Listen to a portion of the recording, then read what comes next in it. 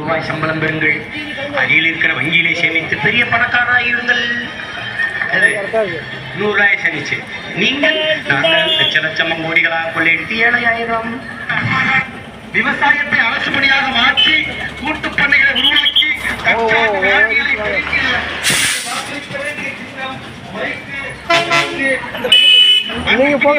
உறவுகளை நடவடிக்கின்ற நாடாளுமன்ற தேர்தலில் நாம் தமிழர் கட்சியினுடைய அவர்களுக்கு பைக்கு சின்னத்தில் வாக்களித்து பெருவாரியான வாக்குகளை உங்களை தொடர்புடன் கேட்டுக்கொள்ள